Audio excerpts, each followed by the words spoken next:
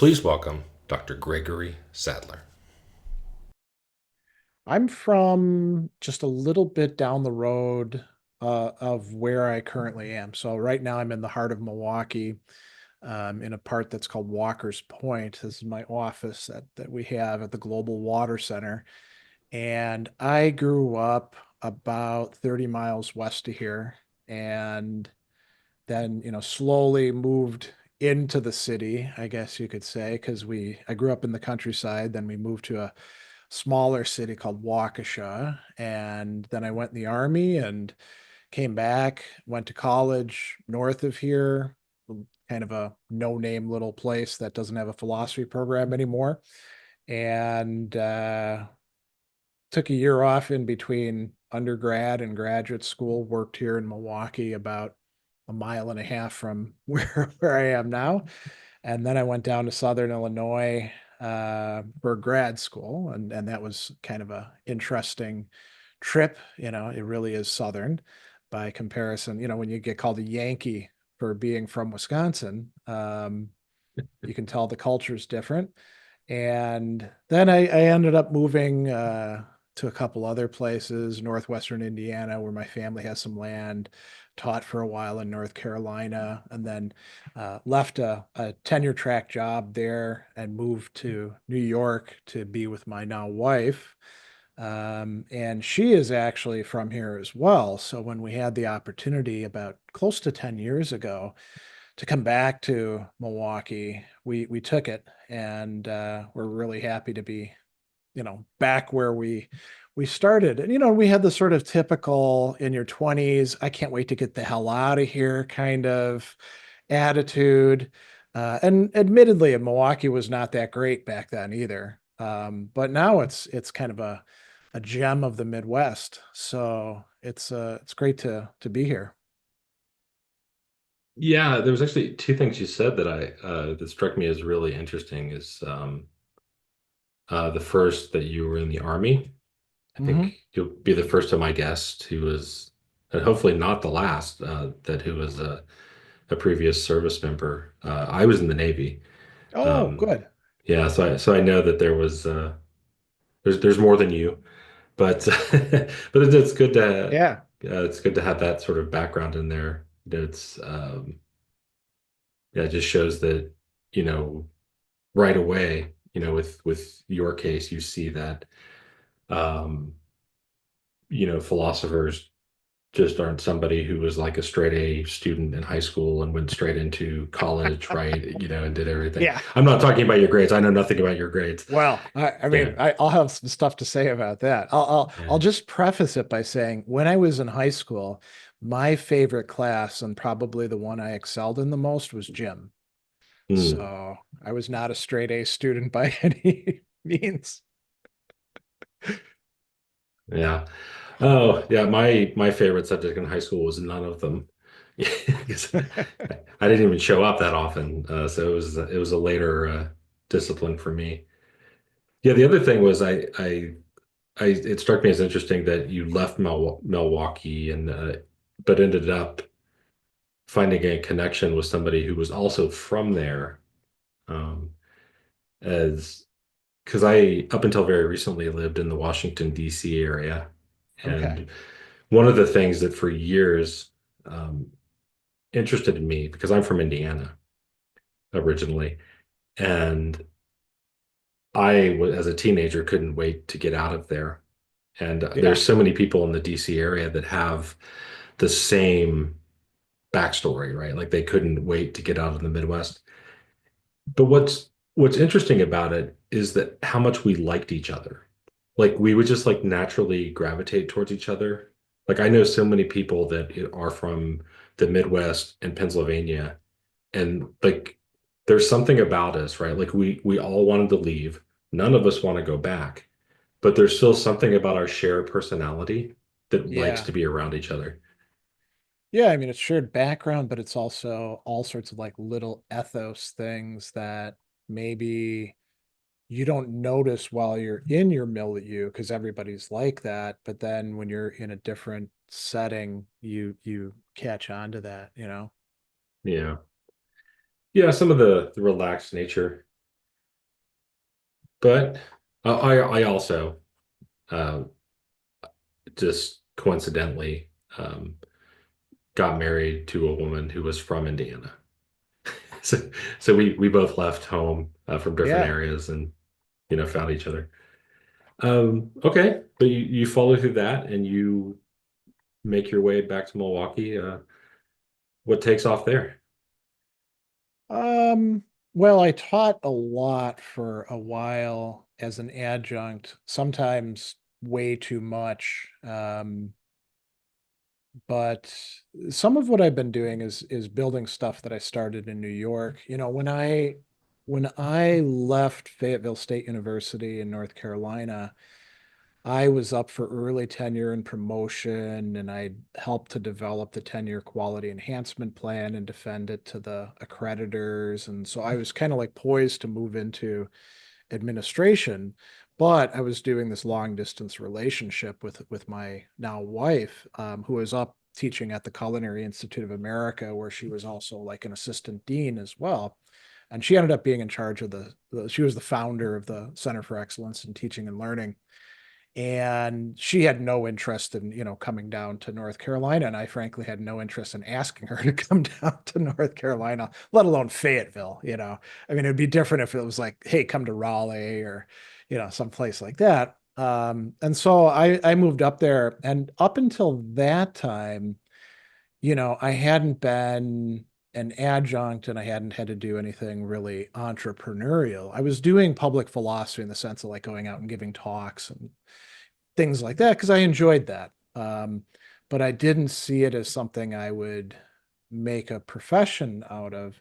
So I moved up there, and I'd already started my YouTube channel down in Fayetteville, and I, started recording my class lectures that when I was teaching at Marist College.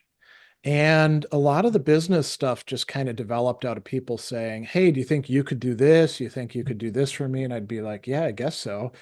Let me see what sort of rate I should charge and what kind of expectations." And so I ended up developing a pretty successful YouTube channel where I'm posting basically daily.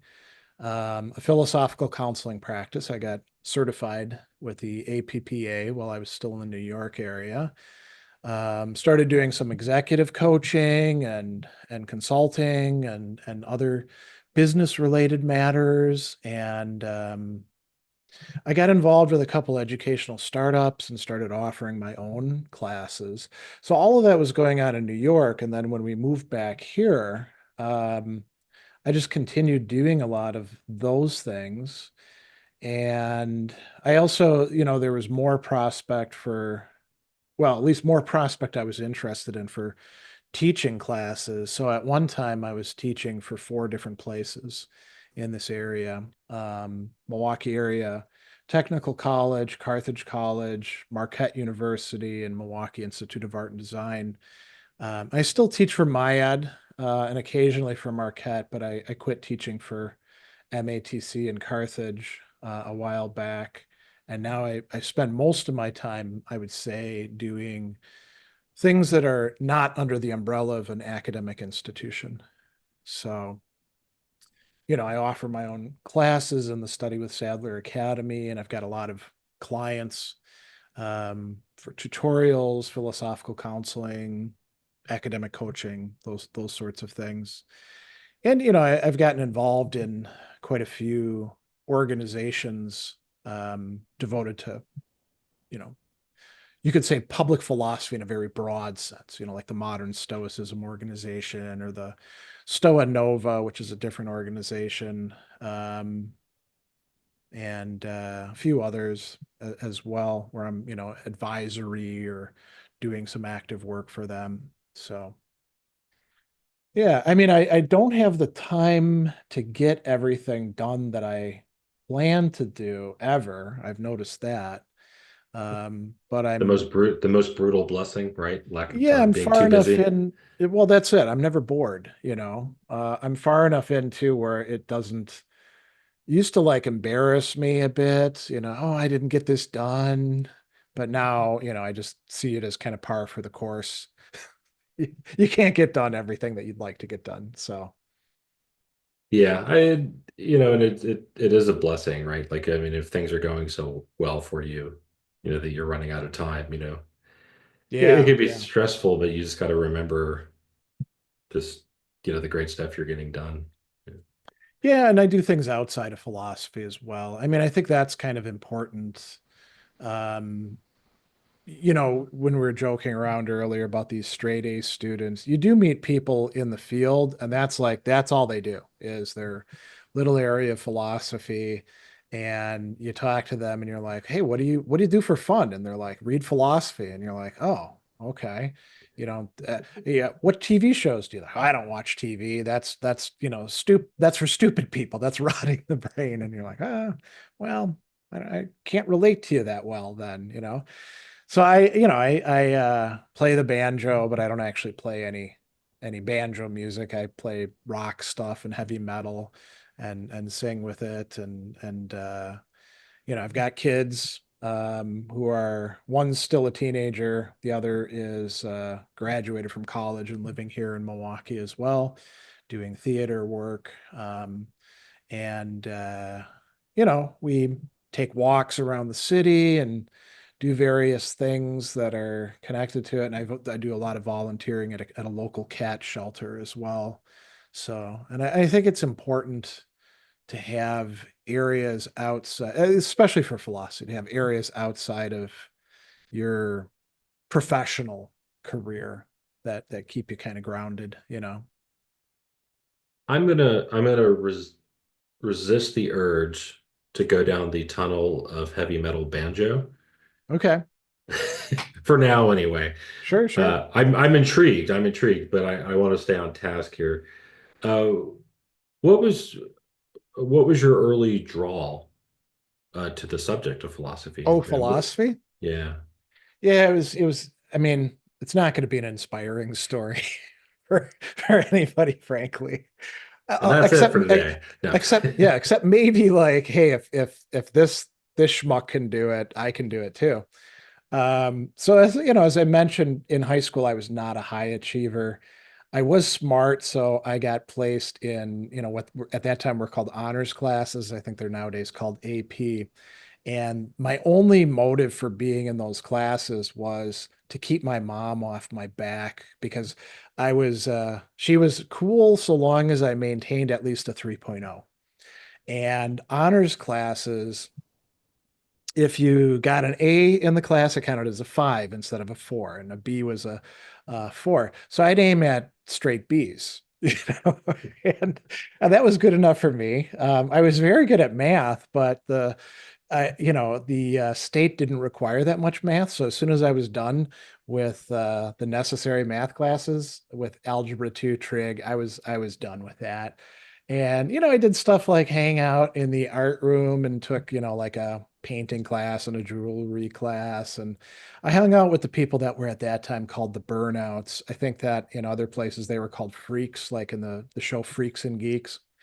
And, these were the people who listened to metal, and a lot of them smoked pot and, would engage in criminal activity and lots of partying and stuff like that. So, and I didn't have any intention whatsoever of going to college. I was planning on going into the army, and it was the middle of well, really the end of the Cold War.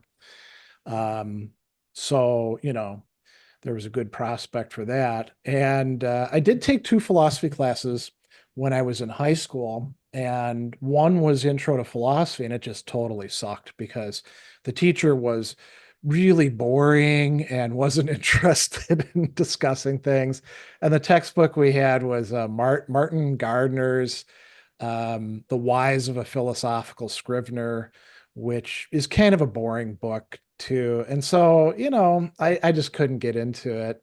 And then I was really fortunate in that our sacraments class, because I was going to a Catholic school, um, the nun who was going to teach it, she died. And she got replaced very last minute by this little guy, Mr. Lorenzo, who had had an Augustinian conversion and he just loved Augustine. So he was going to teach us about the sacraments, which he never actually got to through Augustine. And he was like, if I'm going to teach you Augustine, I need to teach you about Plato and Aristotle and about some other things like Manichaeism and ancient, Greek and Roman culture. And so he had us get rid of our textbooks, and he would just put stuff on the chalkboard, and he'd do some lecture, and then he wanted you to discuss things. So he was doing things in a philosophical way, which most of the class just hated because these were all like college prep kids, and they, what's going to be on the test, and oh, you got rid of the textbook, we don't know how to get by. But I really enjoyed it, and so that was my introduction to three really important philosophers: Plato, Aristotle, and Augustine. And nothing followed up from that. I just kind of stuck it in the back of my head. And we would have philosophical conversations when I was in the army or when I was working in restaurants, but we didn't think of ourselves as doing philosophy. Mm. So I get out in the reduction of force in 1990, which, had a lot of people going home before Desert Shield started, and then nobody could go home.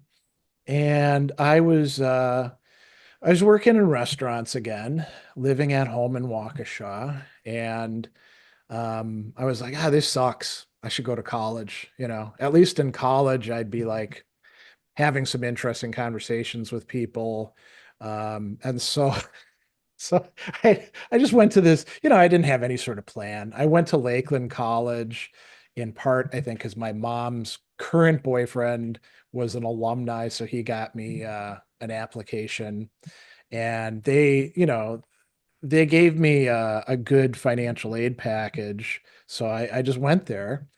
And my mom's former boyfriend, who was a cool guy, he was almost like a surrogate dad, because my dad unfortunately died when he was quite young. So this guy, Fran, he said, when you get to college, just look down the list of majors and declare a major, any major you want, because then you're not just Joe freshman lost in a whole sea of freshmen. Back then it was pretty common to not have a major, right? Nowadays everybody Mhm. goes in and they're all like, I'm studying supply chain management or whatever it happens to be. So I looked down the list and I saw philosophy, and I was like, yeah, philosophy, that sounds cool. I think I had some fun with that in the past. I'll be a philosophy major. And so then my advisor was like, well, yeah, so you're gonna have to take intro then. We'll put you in that class. And he also stuck me in Calc 1, because he was a math professor, and he's like, well, we'll get your math stuff out of the way. And fortunately, I ended up double majoring in math and philosophy. Fortunately, the guy that I got Calc 1 with started out with a theory of limits. And that's philosophy, right? I mean, it's basically stuff that Leibniz is coming up with. And I was like, wow, this is not like the math I had before. This is really cool. I want to study some more of this. So I just kept taking classes. And by the time that I was done, I had a double major. And, I didn't have any real sense of like what the philosophical landscape was. My professors were so out of the loop and so uninterested in the field that they thought the so this would be like the 1990s. They thought that the philosophical landscape is basically analytic philosophy, which is going to die out anytime, soon. Marxism, which of course had taken a big hit with the fall of the Soviet Union. Existentialism and process philosophy. So that gives you an idea how like out of touch these guys were. Um, so, I just kind of like muddled through, and then I got out. I came down here to Milwaukee, and I knew I was very interested in languages. So I worked, some jobs here. I worked as a third shift security guard about a mile from here, and as a barista, and you know, did a lot of reading, and then started looking at grad schools. And I had no clue about, how to apply or what you should do or anything like that, because of course my professors weren't worth a crap and didn't have any idea about this either. So, I actually ended up maxing one of the parts of the GRE. Back then they had this analytic part, and I was super into logic, and it was all logic puzzles. So, all you had to do was like do them right. And so anyway, I could have gone pretty much anywhere I would have wanted to, but Southern Illinois was one of the places I applied to, not knowing anything about it. And they had like the cheapest fee for applying. And I was like, yeah, why not? And so they got back to me the quickest with a fellowship. I also got like, I got admitted into Fordham and St. Louis, and they offered fellowships, but they didn't offer as much money.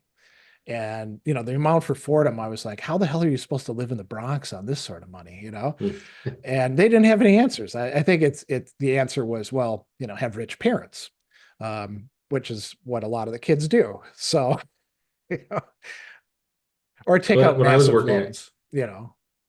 yeah, when I was working on my undergrad and I was getting close to the end, and I started just on my own looking around at possible grad schools, and one of them caught my fancy, and I was talking to a professor that I was very close to. He's like, "Are you lining up grad schools?" And I was like, "Yeah, I'm starting to get this idea that I do have this school I really want to go to." And he's like, "What school is it?" And I was like, "The new school in New York." And he's like, "Guess Oh, again." yeah. I was like, "What?"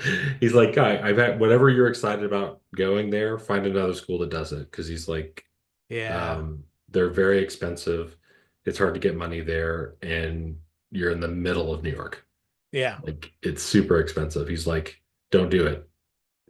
Yeah. And And like it's it, it's it's go ahead. interesting because so many of these schools are essentially a black box, right? You don't really know anything about them other than the facade that they present.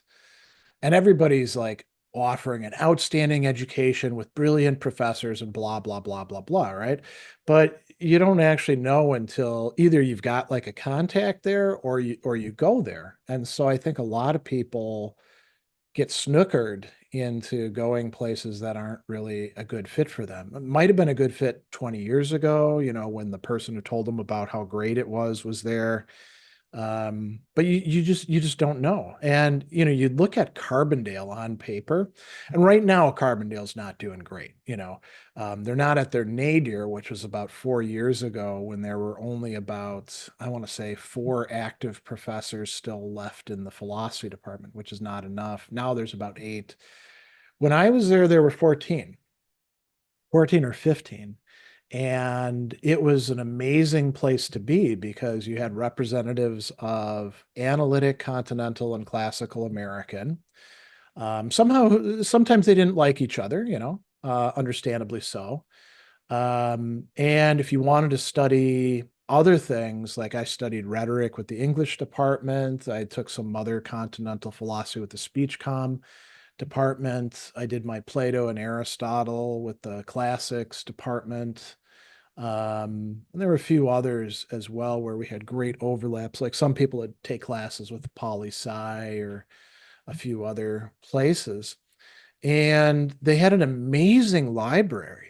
And I didn't realize how good of a research library that they had was until I started going other places that had way better reputations and had way crappier libraries. So for somebody who was, kind of coming from an eccentric background where they didn't get a lot of guidance and probably wouldn't have taken that much guidance anyway, because I was kind of stubborn, to have a library where you could just go in and find whatever the hell you wanted was amazing. There were a lot of things that I didn't get in my classes, but we did in reading groups or I just studied on my own. And it all kind of worked out. Had I listened to other people's advice, I don't think things would have gone as well for me, you know.